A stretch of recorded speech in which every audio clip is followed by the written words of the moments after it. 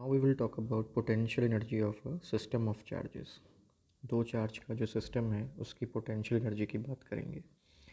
Basically जब हम एक दो पार्टिकल सिस्टम बना रहे हैं तो पहले चार्ज Q1 को जब आप लेके आते हैं इन्फिनिटी से, तो कोई और चार्ज ऑलरेडी आपके सिस्टम का पार्ट नहीं है, तो कोई वर्क डन आपको नहीं करना पड़ता है. लेकिन आप जब दूसरा चार्ज लेके आते हैं Q2, तो उसको वहाँ लाने में आपको वर्क डन करना पड़ेगा. ठीक है, यानी बेसिकली बात इतनी सी है कि पहले चार्ज को लाने में कोई वर्क डन नहीं करना पड़ेगा. There is no external field against which work needs to be done. So work done in bringing Q1 from infinity to R1 is zero. This charge produces a potential in space given by this equation KQ/R. अब जब आप दूसरा charge लेके आएंगे तो इस charge के potential या यूँ कहिए चार्ज की फील्ड के अगेंस्ट आपको वर्क करना पड़ेगा. वो वर्क है Q2 अगेंस्ट V1, है ना. This will be the total work done in assembling the system, जो कि सॉल्व करने पे बनता है KQ1Q2/R. आगे आते हैं, ये टू पार्टिकल सिस्टम का वर्क डन है. इसके बारे में जो इम्पोर्टेंट बातें यहाँ पे बोली गई हैं वो हैं कि Q2 को अगर हम पहले ले आए होते और Q1 को बाद में, तो भी वर्क डन उतना ही आता, उसमें कोई डिफरेंस नहीं आता. ठीक है. The potential energy expression is unaltered whatever way the charges are brought to the specified locations because of the path independence of work for electrostatic force. Equation 2.2 is true for any sign. अगर ये like charges हैं, यानी Q1 Q2 का product zero से बड़ा है, या unlike charges हैं, दोनों ही केस में आप इस इक्वेशन को यूज़ कर सकते हैं. हालांकि लाइक चार्जेस के लिए आपको पोटेंशियल एनर्जी का रिजल्ट पॉजिटिव मिलेगा और अनलाइक चार्जेस के लिए आपको पोटेंशियल एनर्जी का वर्क जो वैल्यू है वो नेगेटिव मिलेगा. अब हम जब इसको मल्टीपल चार्जेस के लिए, दो से ज़्यादा चार्जेस के लिए यूज़ करते हैं, तो देखिए ये वाला सिस्टम अब हमको अरेंज करना है. Q1 Q2 Q3 एक ट्राइंगल की फॉर्म में अरेंज करना है. तो मान लीजिए पहले हम केवल Q1 को लेके आते हैं.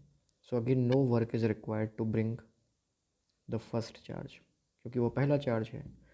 जब सेकंड चार्ज को आप लेके आते हैं, तो सेकंड चार्ज को लाते हैं तो वन के अगेंस्ट आपको वर्क करना पड़ता है. One work done you need to do, जो कि Q1Q2/R से निकल जाता है.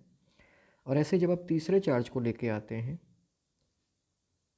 थर्ड वाले को, तो आपको वन के अगेंस्ट भी वर्क करना होगा और टू के अगेंस्ट भी वर्क करना होगा. टोटल 3 वर्क डन आपको करने होंगे, जिनका सम करने पे आपके पास में ये रिलेशन आ जाएगा.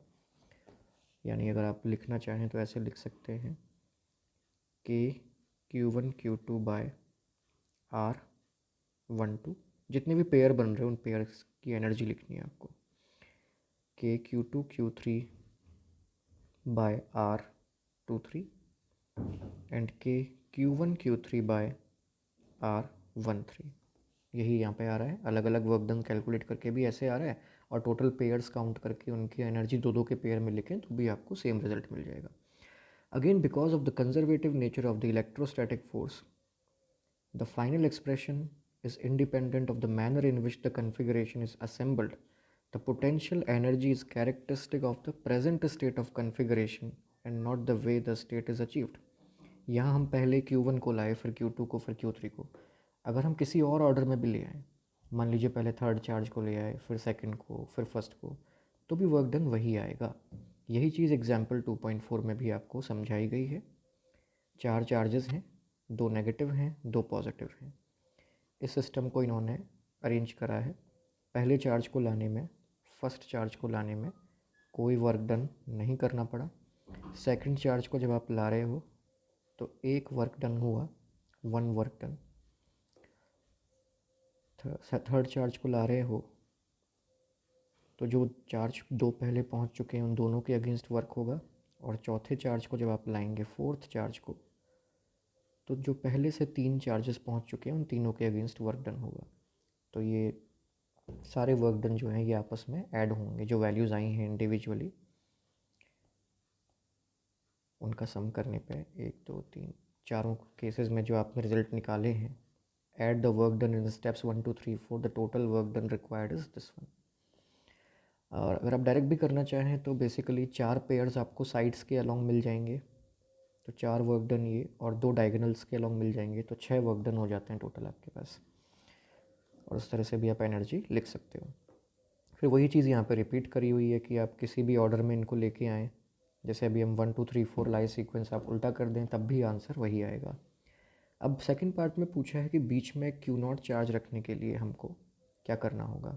तो कुछ नहीं है, बीच के क्यू नॉट चार्ज को अगर आप रखना चाहते हैं तो क्यू नॉट इंटू उस सेंटर वाले पॉइंट का पोटेंशियल, जो कि अभी ज़ीरो आ रहा है क्योंकि दो नेगेटिव चार्ज और दो पॉजिटिव चार्ज सेम डिस्टेंस पे हैं, तो सेंटर का पोटेंशियल फ़िलहाल इस क्वेश्चन में ज़ीरो है।